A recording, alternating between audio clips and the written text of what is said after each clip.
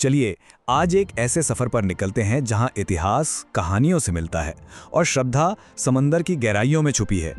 हम बात कर रहे हैं द्वारका की, भगवान कृष्ण की वो रहस्यमयी नगरी जो लहरों के नीचे तो चली गई पर लोगों के दिलों से, उनकी आस्था से कभी नहीं गई। सोचिए जरा, क्या हो अगर किसी महाकाव्य में लिखी एक कहानी, एक शहर सच में मौजूद हो। बस यही एक सवाल हमें खींचकर द्वारिका की गहराइयों तक ले जाता है। आज हम यही देखेंगे कि कहां तक कथा है और कहां से हकीकत शुरू होती है, जहां पुरानी कहानियां समंदर के नीचे मिली चीजों से टकराती हैं। तो सबसे पहले बात करते हैं इस डूबे हुए शहर की कहानी की। इसकी शुरुआत कैसे हुई और फिर इसका अंत इतना नाटकीय क्यों था? जानते हैं, एक ऐसा शहर जिसका बनना भी किसी चमत्कार से कम नहीं था और उसका डूबना भी उतना ही बड़ा रहस्य बन गया। तो कथाओं में जिक्र आता है कि ये जो द्वारका नगरी थी, इससे खुद भगवान कृष्ण ने समंदर के बीचों बीच बसाया था। कहते हैं ये कोई आम शहर नहीं था, बल्कि एक आलीशान और एकदम सुरक्षित नगरी थी। और इसे बनाने वाले कौन थे? खुद देवताओं के शिल्पी विश्वकर्मा। तो ये सिर्फ एक शहर नहीं था, समझ लीजिए एक पूरे साम्राज्य की राजधानी थी।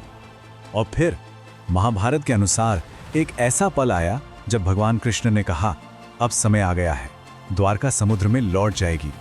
सोचिए, ये वो पल था जब कृष्ण अपने नश्वर शरीर को छोड़ने से ठीक पहले अपने ही बनाए शहर के भविष्य की भविष्यवाणी कर रहे थे।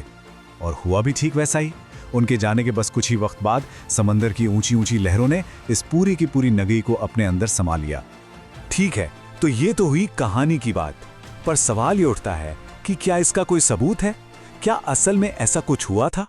चलिए अब इन कहानियों से थोड़ा आगे बढ़ते हैं और देखते हैं कि आज का विज्ञान, आज की खोजें इस बारे में क्या कहती हैं।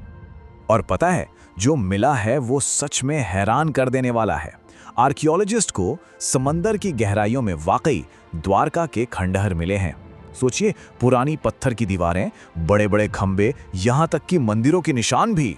ये सारी चीजें मिलकर उस सदियों पुरानी कहानी को एक हकीकत की जमीन देती हैं। तो आखिर ये सब हुआ कैसे?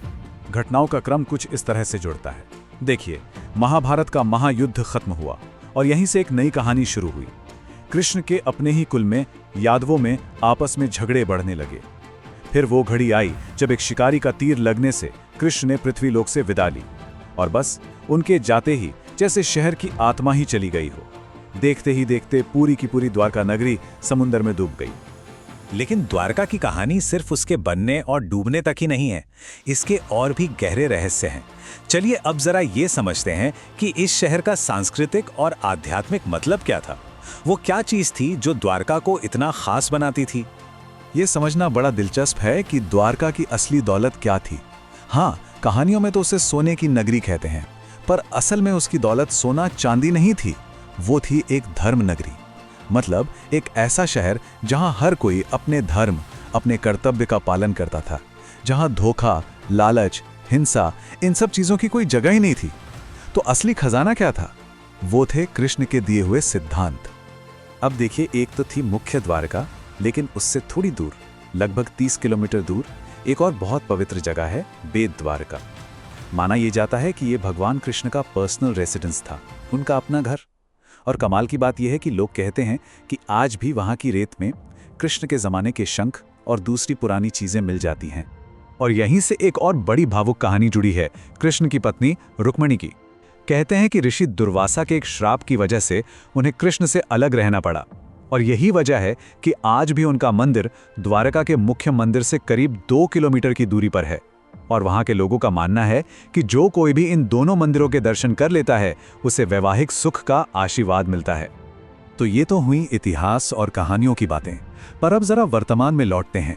देखते हैं कि द्वारका की ये कहानी आज भी लोगों के दिलों में, उनकी श्रद्धा में कैसे जिंदा है। और यहीं पर कहानी एक बहुत ही दिलचस्प मोड़ लेती है। देखिए, वैदिक ग्रंथों में एक कमाल की भविष्यवाणी का जिक्र है।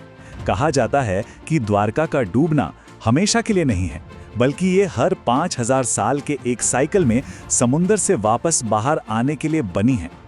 और ये होगा कब? भविष्यवाणी कहती है कि जब सत्य युग, यानी सच्चाई और धर्म का जमाना फिर से लौटेगा, तब ये महान शहर एक बार फिर समंदर से ऊपर उठेगा। तो एक तरह से द्वारका का वापस आना इस दुनिया में धर्म की वापसी से जुड़ा हुआ है। और जानते हैं, एक बात है जो इस पूरे रहस्य को और भी गहरा कर देती है। वहां के जो स्थानीय मछुआरे हैं, जो साधु संत हैं, वो आज भी ये दावा करते हैं कि कभी-कभी जब समंदर बिल्कुल शांत होता है तो उसकी गहराइयों से शंख बजने की आवाज आती है। उनका विश्वास है कि ये कोई और नहीं बल्कि डूबे हुए शहर से कृष्ण की सेना की पुकार है। तो आखिर में सवाल वहीं आके रुक जाता है कि द्वारका आखिर है क्या? क्या ये सिर्फ एक गुजरा हुआ इतिहास है जिसके कुछ टूटे फूटे सबूत आज हमें मिल रहे हैं, या फिर ये एक जिंदा भविष्यवाणी है जो सही वक्त के इंतजार में समंदर की गहराइयों में सो रही है? शायद इसका जवाब इतिहास की किताबों में नहीं बल्कि श्रद्धा और समय की गहराइयों में ही कहीं छुपा हुआ है।